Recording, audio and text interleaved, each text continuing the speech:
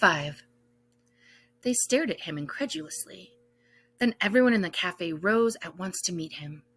Led by the proprietor and his waiter, uttering a variety of colorful expressions of welcome, they formed a circle around him, embraced him, kissing him on the cheeks.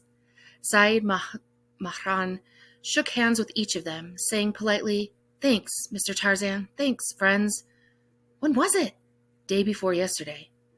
"There was supposed to be an amnesty. We were keeping our fingers crossed. Thank God I'm out. And the rest of the boys?" "They're all well. Their turn will come."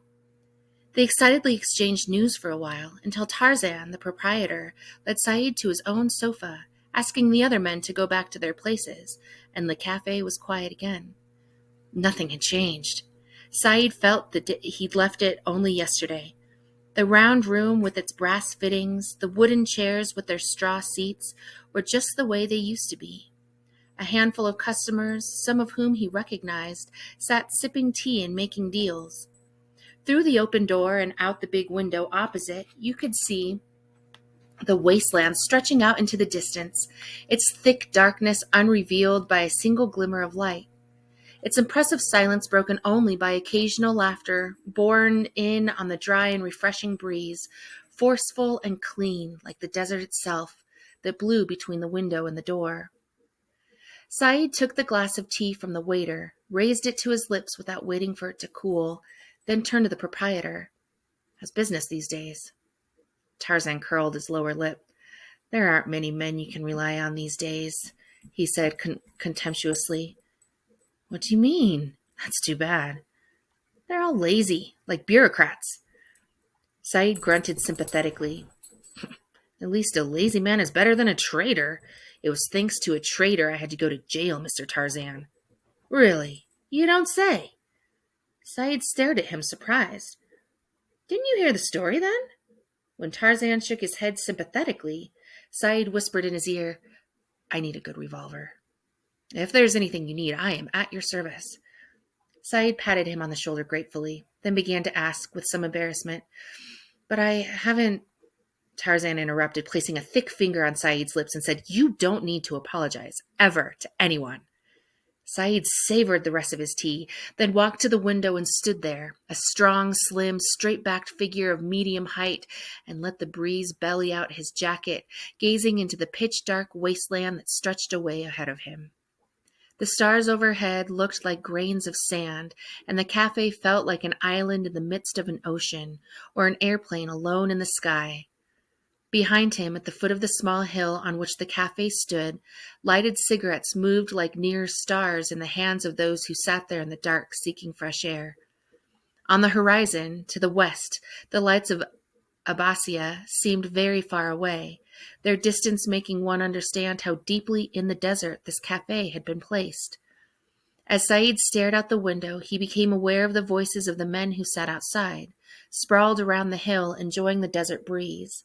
The waiter was going down to them now, carrying a water pipe with glowing coals, from which sparks flew upward with a crackling noise, their lively conversations punctuated by bursts of laughter. He heard the voice of one young man, obviously enjoying a discussion, say, "Show me a single place on earth where there's any security." Another one disagreed. "Here where we're sitting, for instance. Aren't we enjoying peace and security now?" "You see, you say now. There's the calamity." "But why do we curse our anxiety and fears? In the end, don't they save us the trouble of thinking about the future?" "So you're an enemy of peace and tranquility. When all you have to think about is the hanging man rope around your neck, it's natural enough to fear tranquility." "Well, that's a private matter. You can settle it between yourself and the hangman." "You're chattering away happily because here you're protected by the desert and the dark. But you'll have to go back to the city sometime soon, so what's the use?" "The real tragedy is that our enemy is at the same time our friend." "On the contrary, it's that our friend is also our enemy." "No, it's that we're cowards. Why don't we admit it?" "Maybe we are cowards. But how can you be brave in this age? Courage is courage, and death is death. And darkness and the desert are all these things." What a conversation. What did they mean? Somehow they're giving expression to my own situation in a manner as shapeless and strange as the mysteries of that night. There was a time when I had youth, energy, and conviction too. The time when I got arms for the national cause and not for the sake of murder. On the other side of this very hill, young men, shabby but pure in heart, used to train for battle, and their leader was the present inhabitant of Villa number 18, training himself, training others, spelling out words of wisdom. Said Mahran, he used to say to me, a revolver is more important than a loaf of bread. It's more important than the Sufi sessions you keep rushing off to the way your father did. One evening he asked me, what does a man need in this country, Said? And without waiting for an answer, he said, he needs a gun and a book. The gun will take care of the past. The book is for the future. Therefore, you must train and read. I can still recall his face that night in the students' hostel, his guffaws of laughter, his words, so you have stolen. You've actually dared to steal. Bravo! Using theft to relieve the exploiters of some of their guilt is absolutely legitimate, Said. Don't ever doubt it. This open wasteland had borne witness to Said's own skill. Didn't it used to be said that he was death incarnate, that his shot never missed? He closed his eyes, relaxing, enjoying the fresh air, until suddenly he felt a hand on his shoulder. And looking around, he saw Tarzan holding to him a revolver in his other hand. May it be the fire for your enemy, God willing, Tarzan said to him. Said took it. How much is it, Mr. Tarzan? He said, inspecting the bolt action. It's a present from me. No, thank you, I can't accept that. All I ask is that you give me some time until I can afford to repay you. How many bullets do you need? They walked back to Tarzan's sofa. As they passed the open doorway, they heard a woman's laughter ringing outside. Tarzan chuckled. It's Noor. Remember her? Said looked into the darkness, but could see nothing. Does she still come here? He asked. Sometimes. She'll be pleased to see you. Has she caught anybody? Of course. This time it's the son of the owner of the candy factory. They sat down and Tarzan called the waiter over. Tell Noor, tactfully, to come here. It would be nice to see her, to see what time is done to her. She'd hoped to gain his love, but failed. What love he'd had been the exclusive property of that other, unfaithful woman. He'd been made of stone. There's nothing more heartbreaking than loving someone like that.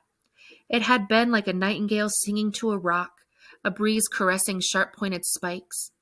Even the presents she'd given him he used to give away, to Nebawiah or Eilish. He patted the gun in his pocket and clenched his teeth. Noor appeared in the entrance. Unprepared, she stopped in amazement as soon as she saw Said, remaining a few steps away from him. He smiled at her, but looked closely. She'd grown thinner. Her face was disguised by heavy makeup, and she was wearing a sexy frock that not only showed her arms and legs, but was fitted so tightly to her body that it might have been stretched rubber. What it advertised was that she'd given up all claims to self-respect. So did her bobbed hair, ruffled in the breeze. She ran to him. Thank God you're safe, she said as their hands met, giggling a little to hide her emotion, squeezing him and Tarzan. How are you, Noor? He asked. As you can see, Tarzan said for her with a smile. She's all light, like her name. I'm fine, she said. And you? You look very healthy. But what's wrong with your eyes? They remind me of how you used to look when you were angry. What do you mean? He said with a grin. I don't know. It's hard to describe. Your eyes turn a sort of red and your lips start twitching. Said laughed. Then with a touch of sadness, he said, I suppose your friend will be coming soon to take you back? Oh, he's dead drunk, she said, shaking her head, tossing her hair from her eyes. In any case, you're tied to him. Would you like me, she said with a sly smile, to bury him in the sand? No, not tonight. We'll meet again later.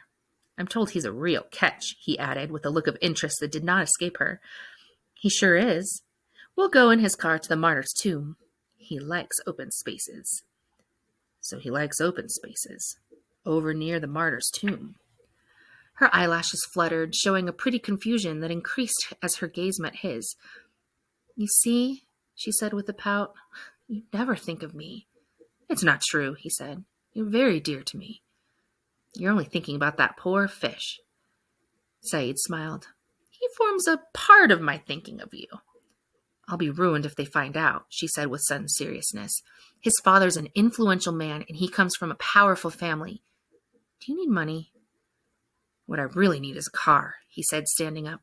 Try to be completely natural with him, he went on, gently pinching one of her cheeks. Nothing will happen to frighten you, and no one will suspect you.